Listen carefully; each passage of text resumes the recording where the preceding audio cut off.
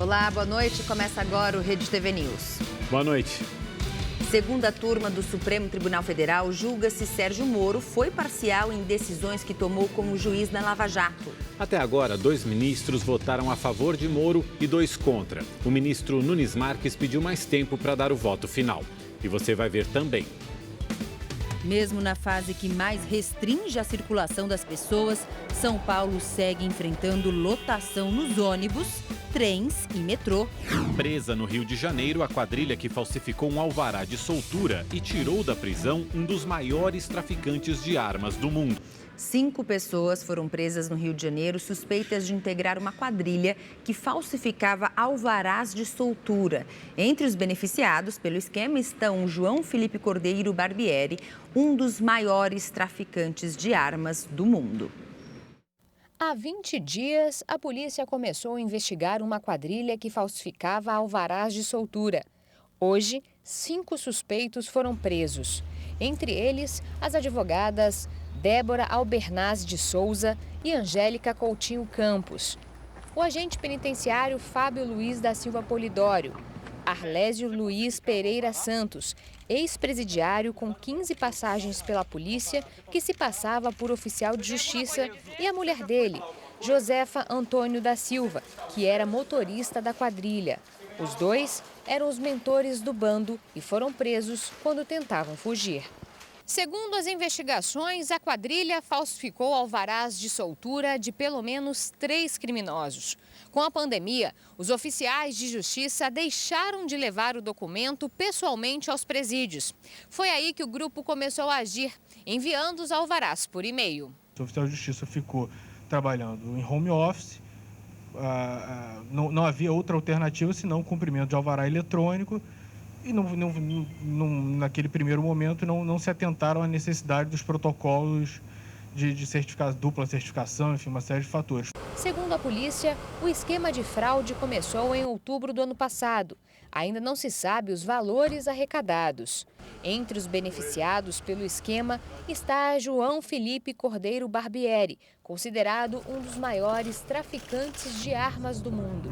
Preso desde 2017 em Bangu, onde cumpria pena de 27 anos, ele deixou a unidade em novembro do ano passado, usando um alvará falso. A fraude foi constatada depois que o desembargador Marcelo Granado, relator do caso na Justiça Federal, pediu à Secretaria de Administração Penitenciária informações sobre João Felipe e outro interno, João Vitor Rosa.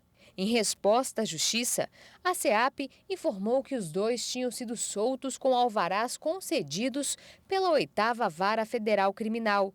Informação que foi negada pela Justiça, indicando que o documento era falso. Foi editada em 10 de fevereiro uma resolução. Essa resolução exige, primeiro, que o alvará venha de um e-mail institucional assinado por um servidor público cuja matrícula seja declinada no e-mail. Depois, esse alvará, quando recebido, ele tem que ter dupla checagem. Ele é checado tanto no andamento do processo, quanto no QR Code ou código de verificação. Quem também saiu pela porta da frente de um presídio em Niterói, na região metropolitana, foi Gilmara Monique Amorim, condenada por extorsão e sequestro. Ela ganhou a falsa liberdade em novembro e, na semana passada, foi recapturada pela polícia. João Felipe Barbieri e João Vitor Rosa seguem foragidos. O empresário foi preso em Belo Horizonte depois que 12 funcionárias descobriram câmeras escondidas dentro do vestiário feminino. As imagens eram transmitidas direto para o celular do suspeito. Esses vídeos mostram o momento em que as funcionárias do Lava Jato descobrem as câmeras escondidas dentro do banheiro feminino. Tá errado. Meu Deus do céu. Não pode ficar assim, não. Isso aqui é madeira, Mônica. Ó, pra que essa madeira tá aqui? Ali também. No banheiro dos meninos não tem isso, não. A Polícia Civil foi chamada e os investigadores confirmaram que 3 câmeras estavam instaladas no vestiário e funcionando normalmente. Olá, gente. Polícia Civil trabalhando, fazendo o papel deles. O que o nosso patrão fez com nós? O empresário Luiz Eduardo Castelar, de 53 anos, foi preso em flagrante. Segundo a polícia, as imagens eram acessadas por um aplicativo no celular dele. Um dos equipamentos estava instalado no chuveiro usado pelas funcionárias. 12 vítimas foram para a delegacia e apresentaram queixa. Elas contaram que muitas já sofriam assédio do patrão, mas eram ameaçadas de demissão quando questionavam as atitudes do chefe. Luiz Eduardo vai responder por registro não autorizado da intimidade sexual e assédio. Ele negou os crimes. De acordo com o advogado de defesa, os equipamentos já estavam instalados antes do cômodo ser reformado para servir de banheiro feminino e negou que o empresário tivesse acesso às imagens. A Polícia Federal prendeu 7 pessoas no Porto de Santos, no litoral paulista. O grupo transportava mais de 1 tonelada de cocaína em um caminhão. A movimentação suspeita foi identificada através de câmeras de segurança e a polícia foi acionada. A droga estava dentro de um container violado de carga de madeira e tinha como destino o porto de Antuérpia, na Bélgica. No caminhão foram encontrados um fuzil, 2 pistolas e munições. Um funcionário do terminal, o motorista e outras 5 pessoas que estavam escondidas no caminhão foram presos em flagrante. Eles usavam roupas pretas e toucas ninja. Os 7 vão responder por tráfico internacional de drogas e porte ilegal de arma de fogo. A Polícia Rodoviária Federal apreendeu um arsenal no Paraná. As armas foram compradas no Paraguai e seriam entregues para criminosos de vários estados. O armamento saiu de Foz do Iguaçu, no Paraná, região de fronteira do país, e tinha como destino Maringá, no norte do estado. As armas e os carregadores eram transportados em um compartimento oculto. Foram apreendidos 2 fuzis calibre 5,56, de origem americana, 31 pistolas calibre 9mm de fabricação croata e 62 carregadores. A apreensão aconteceu na BR-277. O condutor do veículo tem 52 anos e foi preso em flagrante por tráfico internacional de armas e porte ilegal de arma de fogo de uso restrito, além do pagamento de multa. O arsenal seria distribuído para outros estados brasileiros e abasteceria o crime organizado. 4 milhões de reais, esse é o valor que a Rede TV já distribuiu em prêmios nos sorteios do Festival de Prêmios do Rede TV Plus. E as chances de ganhar não param com o novo Sorte Agora. Os sorteios são diários e você pode levar notebooks, Smart TVs e até iPhones 12. Tem também um Kwid saindo todo domingo no Encrenca e uma Mercedes C180 no final da promoção. Continue assinando e tem ainda mais chances de ganhar. E se deixou de assinar, agora é a hora de voltar. Aponte a câmera do seu celular para o QR Code na tela ou acesse redetvplus.com.br. Você paga menos de 75 centavos por dia e pode usar o Pix, cartão de crédito ou o cartão virtual de débito da Caixa. No Rio de Janeiro, a polícia interditou uma fábrica de produtos de limpeza falsificados. O material era vendido para hospitais. Agentes da Delegacia de Crimes contra o Consumidor interditaram a fábrica clandestina em Bento Ribeiro, na zona norte da cidade. Um homem que seria o dono da empresa foi detido com mais de 1.000 litros de produtos adulterados. As investigações apontam que ele despejava água nos galões com desinfetante e álcool para aumentar os lucros. Entre os clientes dele estava o Hospital Universitário Pedro Ernesto, ligado à Universidade do Estado do Rio de Janeiro. Segundo a polícia, os produtos não tinham garantia de eficácia e colocavam em risco a saúde dos funcionários e pacientes das unidades hospitalares. O suspeito vai responder por estelionato, falsificação de documentos e crime contra o consumidor e a saúde pública. As medidas restritivas de circulação em Araraquara, no interior de São Paulo, não amenizaram a crise hospitalar no município. As UTIs estão com 93% dos leitos ocupados. A Prefeitura confirmou hoje mais 6 mortes, totalizando 258 óbitos causados pelo coronavírus. E em Taboão da Serra, na Grande São Paulo, mais 2 pacientes com Covid-19 morreram nas últimas horas à espera de um leito de UTI. Ao vivo, a repórter Estela Freitas tem as informações. Boa noite, Estela. Boa noite, Mauro. Boa noite a todos. Eu estou aqui em frente à única unidade de pronto atendimento de Taboão da Serra. Nesse momento tem algumas pessoas aqui do lado de fora esperando atendimento. E a situação é a seguinte: a Prefeitura divulgou uma nota hoje afirmando que desde o dia 3 de março que todas as solicitações para leito vêm sendo negadas pelo sistema do governo de São Paulo, que faz o gerenciamento de vagas. Já a Secretaria Estadual da Saúde diz que essa informação está errada e que desde essa data mantém o auxílio a todos os pacientes, incluindo 14 sob suspeita ou confirmados de Covid-19. Diz ainda que hoje o governo liberou 4 vagas para pacientes que estavam na fila, mas ainda assim restam 12 solicitações na espera.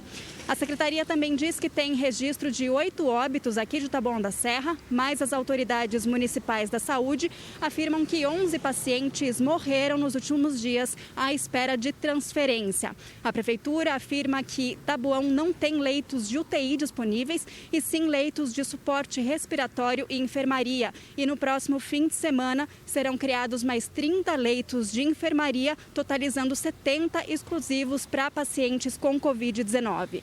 Mudando agora para Ribeirão Pires, também na região metropolitana de São Paulo, ali no Grande ABC. Lá, o hospital de campanha municipal atingiu 100% de ocupação. Isso significa que para receber novos pacientes, depende aí de alta dos pacientes que estão hoje lá internados. Então, quem precisar de urgência para internação, a Secretaria Municipal de Saúde vai precisar intervir aí com a ajuda de outras cidades. E na capital paulista, apesar da fase vermelha, o transporte público continua lotado.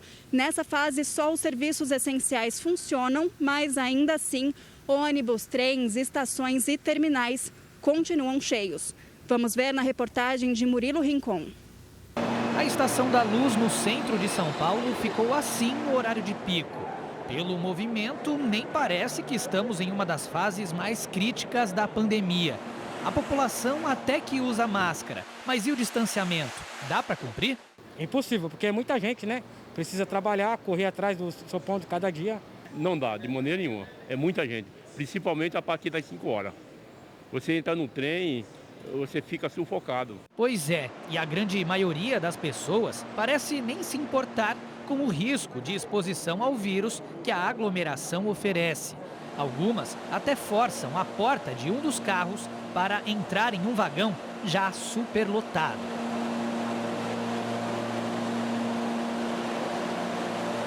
E o mesmo acontece com os ônibus nos horários de pico. 5 horas da tarde e este ponto de ônibus na zona leste da capital paulista estava assim. A Secretaria de Transportes Metropolitanos do Estado de São Paulo informou que a operação é monitorada desde o início da pandemia. Diz que atua com a avaliação sistemática a cada faixa de horário para atender a necessidade do cidadão. A frota de ônibus de São Paulo não foi reduzida na fase vermelha, mas a Prefeitura disse que pode fazer ajustes conforme necessário. Segundo a SP Trans, a frota do sistema de transporte foi mantida em 88%, para uma demanda de 61%, mesmo nível da semana passada. A SP Trans afirmou ainda que adotou uma série de medidas preventivas em relação à Covid-19. Reforçou a higienização dos veículos e nos terminais, além da limpeza mais pesada nos locais onde os passageiros têm maior contato, como balaústres, corrimãos e assentos. Mesmo assim, a população não se sente segura. Porque eu não sei que hora que foi feito isso, não sei em que momento do dia que eles fizeram isso, porque não é em todas as paradas. Então não tem como me sentir segura. O seguro é um álcool aqui e uma máscara na cara e mais uma máscara para trocar. A Justiça proibiu a convocação de professores para aulas presenciais em escolas públicas e privadas de São Paulo. A medida vale para o período em que os municípios estiverem nas fases laranja e vermelha do plano para conter a propagação da Covid-19. Todo o estado está agora na fase vermelha até o dia 19 de março. Segundo os dados do estado de São Paulo, divulgados hoje, de 3 de janeiro a 6 de março, mais de 4.000 casos de coronavírus surgiram nas escolas públicas e privadas. Em nota, o governo do estado de São Paulo afirmou que não foi notificado e que as aulas presenciais seguem mantidas. Afirmou ainda que assim que tiver acesso ao conteúdo da decisão, vai tomar as medidas cabíveis. O Instituto Vital Brasil, ligado ao governo do Rio de Janeiro, negocia com o Ministério da Saúde a compra de um grande lote de doses de vacina contra a Covid-19. O repórter Tony Vendramini tem as informações.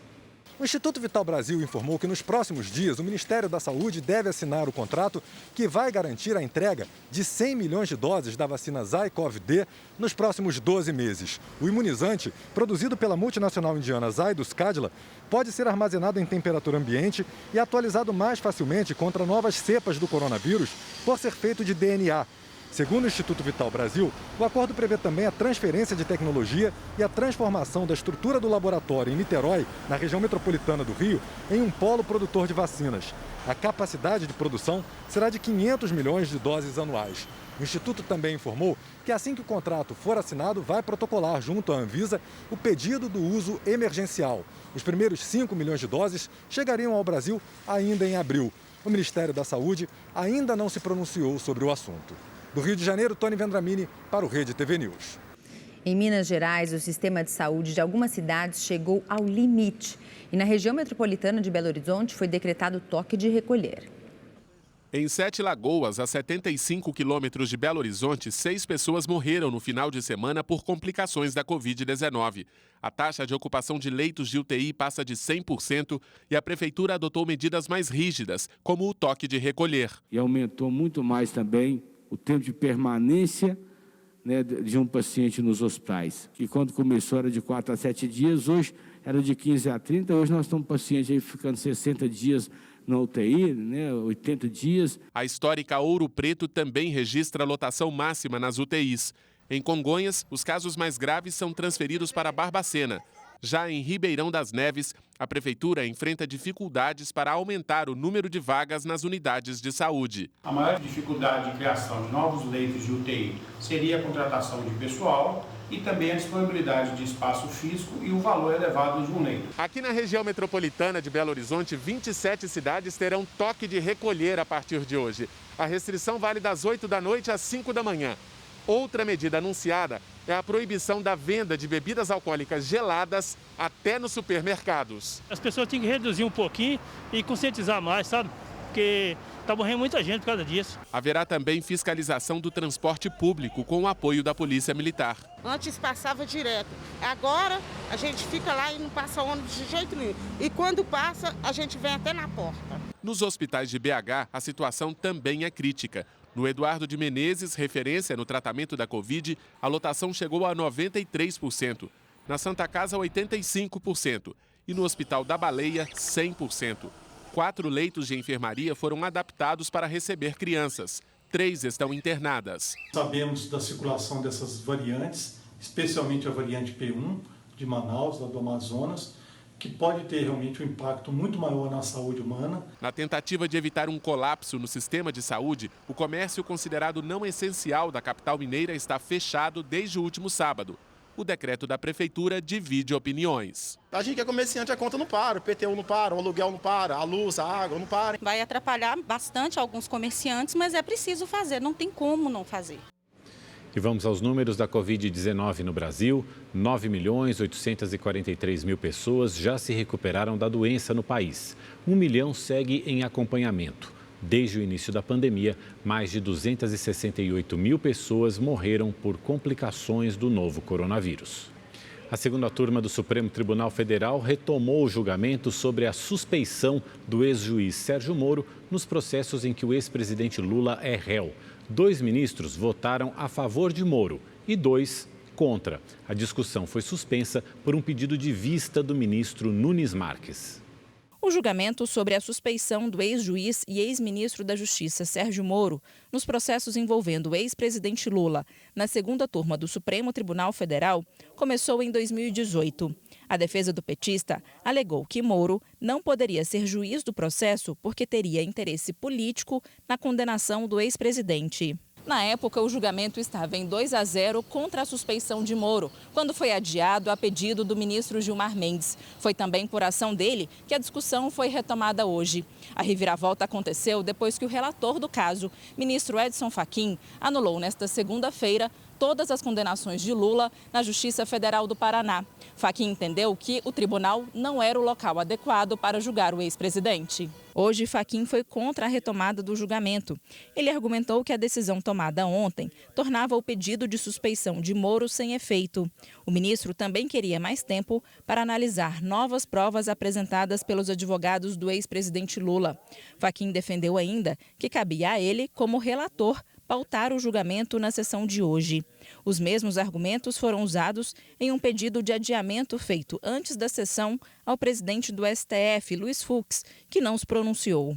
Entendo que é atribuição própria e privativa do relator ordenar e dirigir o processo, julgar prejudicado o feito no habeas corpus, pedir dia para julgamento dos feitos nos quais estiver habilitado a proferir voto, e apresentar em mesa para julgamento os feitos que independam de pauta. Presidente da segunda turma do Supremo, o ministro Gilmar Mendes, que incluiu a análise na pauta de hoje ao devolver o voto vista, abriu a divergência.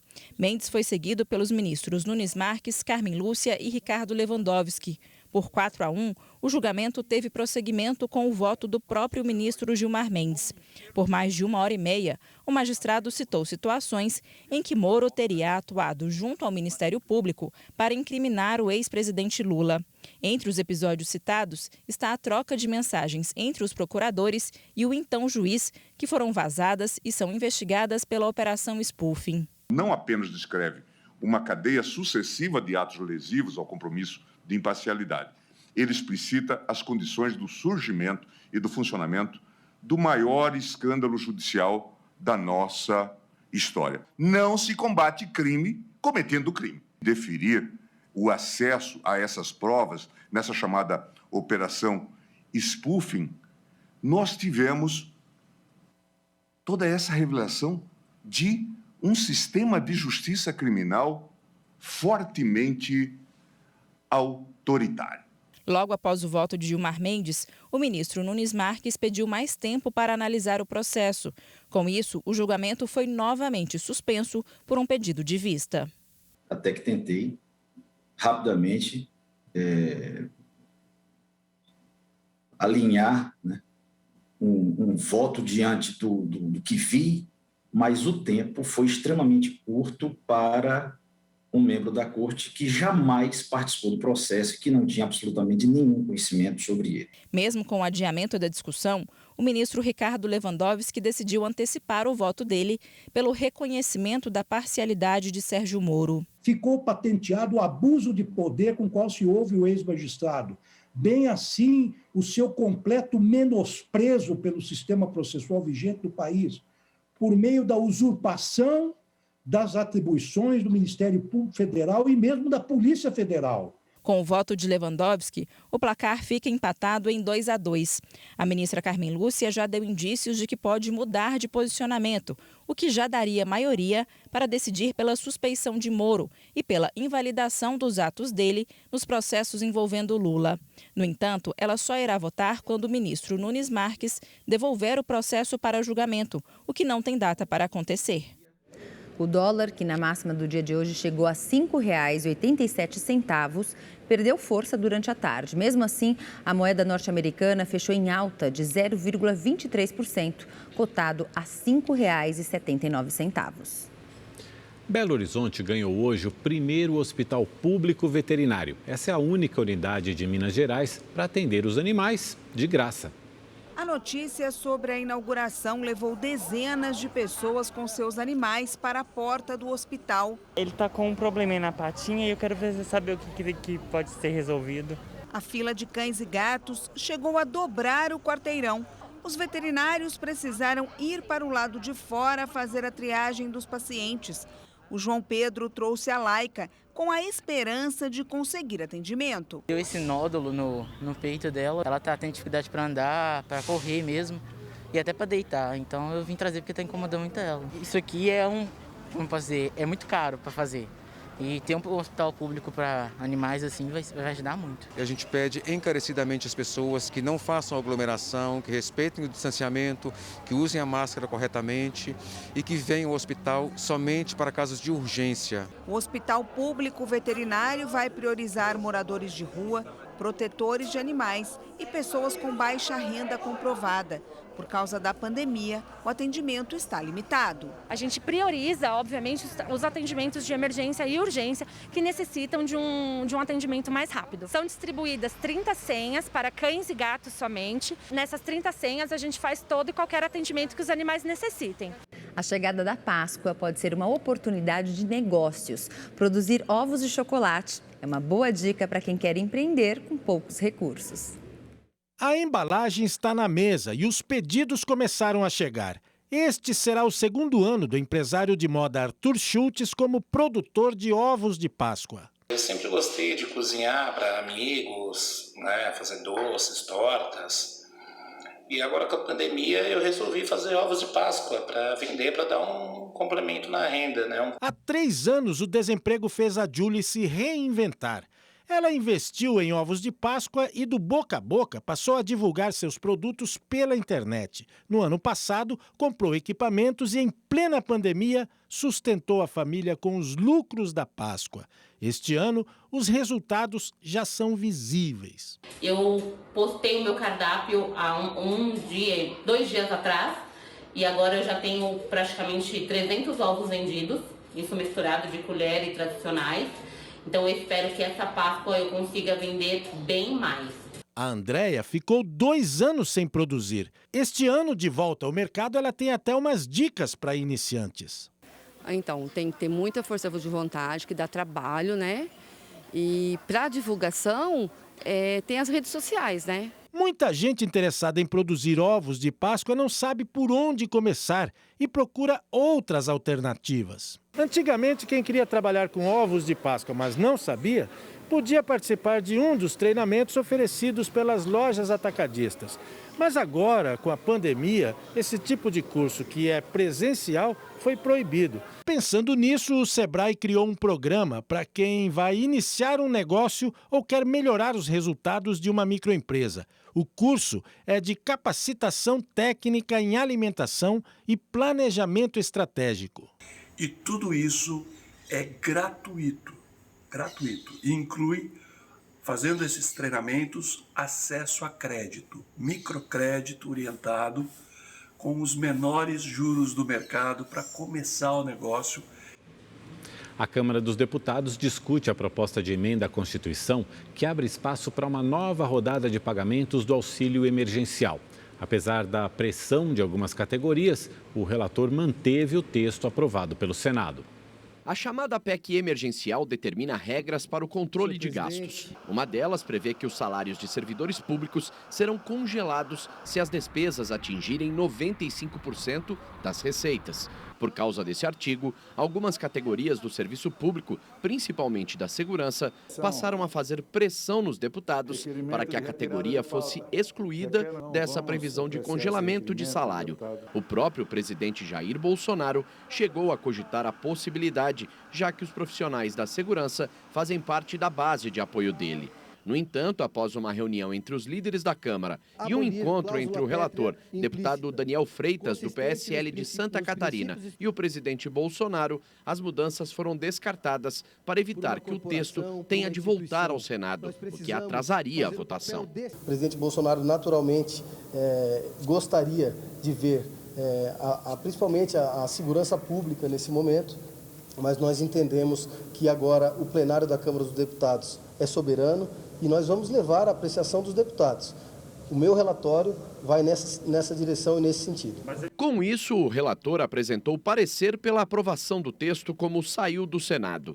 A PEC também abre espaço para a recriação do auxílio emergencial. Ela tem que ser votada em 2 turnos pelo plenário da Câmara e precisa de 308 votos para ser aprovada. A previsão é que a votação aconteça amanhã.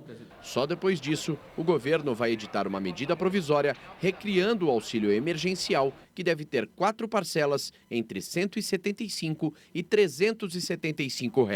Toda a previsão feita pela economia é de pagamento da primeira parcela já agora em março. Quanto mais rápido a gente puder aprovar a PEC emergencial, mais rápido a gente terá essas definições. E hoje, por videoconferência, o presidente da Câmara dos Deputados, Arthur Lira, do PP de Alagoas, pediu ao embaixador da China no Brasil, Yang Waming, ajuda ao governo chinês com fornecimento de insumos e vacinas contra a Covid-19. Em uma carta elaborada logo após a reunião virtual, Lira disse que a China é o maior parceiro comercial do Brasil e defende o diálogo para reforçar os laços entre os dois países e minimizar possíveis atritos diplomáticos. Em uma rede social, o embaixador chinês disse que a conversa com Lira foi uma enorme alegria, onde trocaram opiniões, sobretudo na parceria contra a pandemia da Covid-19. A venda de medicamentos para depressão aumentou no primeiro ano da pandemia aqui no Brasil. O levantamento foi feito pelo Conselho Federal de Farmácia, que, além da alta, constatou um agravamento no número de casos.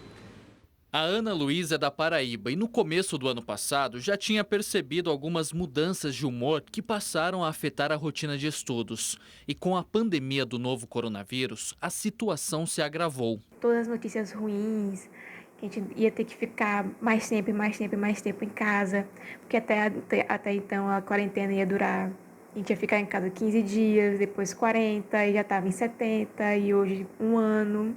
Eu tive crise quando começou a quarentena. Com a ajuda de um profissional, ela começou o tratamento e passou a usar regularmente medicamentos antidepressivos. Foram 12 meses para ela, que tem 26 anos, conseguir se reerguer.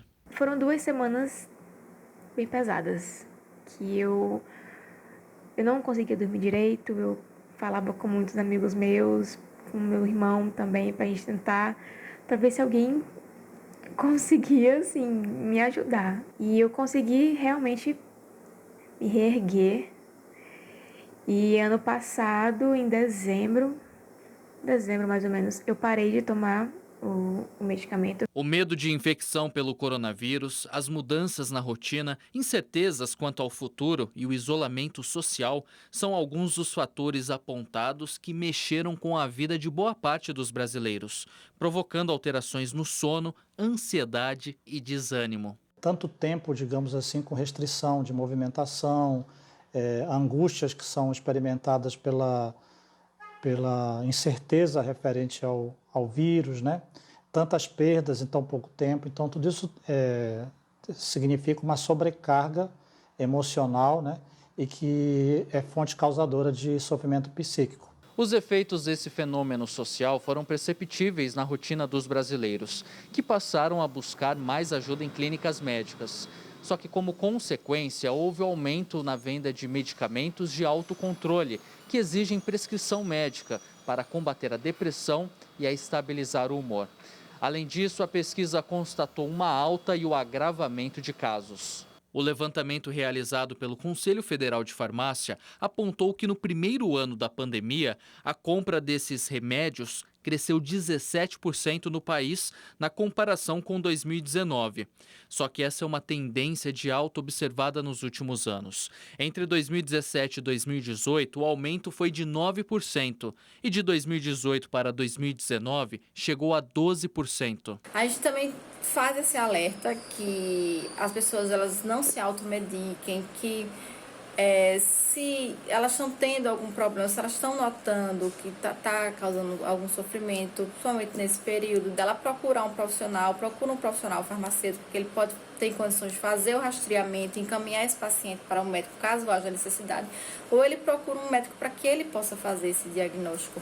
Porque são medicamentos que trazem benefícios ao paciente, mas que, se usado de forma errada, pode também causar efeitos colaterais, que podem ser muito graves, a depender do que o paciente usa e de como ele usa. A produção de murais em paredes de prédios está se consolidando como um nicho econômico. Além de gerar renda para os artistas de rua, é um bom negócio para as empresas que perderam espaço com a Lei Cidade Limpa, em vigor desde 2007 na capital paulista.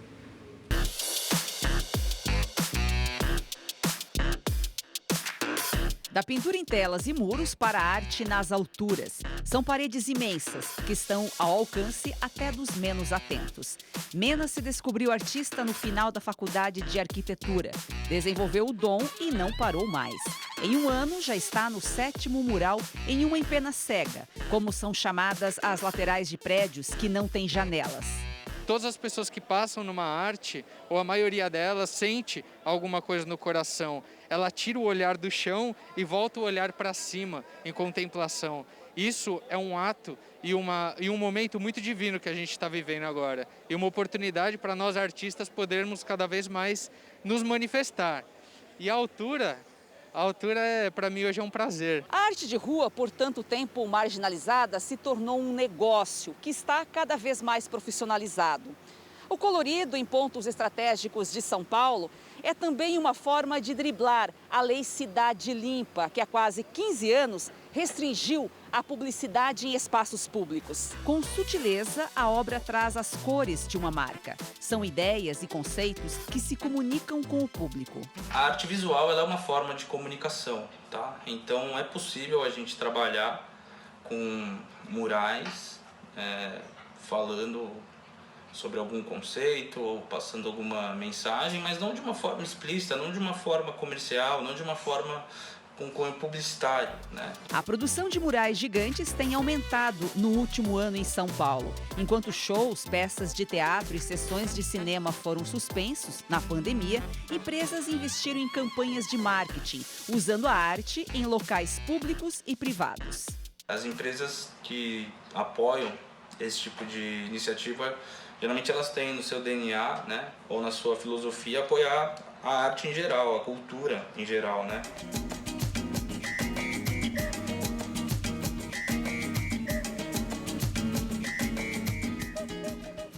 Agora vamos à previsão do tempo com Igor Silveira.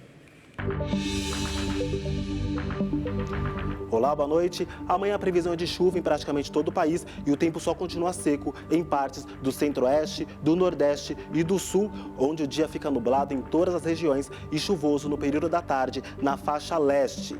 No sudeste, ainda deve chover no período da tarde em São Paulo, principalmente no litoral, em Minas Gerais e no Espírito Santo. No Rio de Janeiro, o dia será com bastante nebulosidade, o sol aparece de vez em quando e depois chove no litoral. A máxima amanhã deve chegar aos 32 graus. Já no Nordeste, ainda deve chover no Maranhão, no Piauí e em partes da Bahia. Em toda essa área que está em amarelo, o tempo continua claro e quente.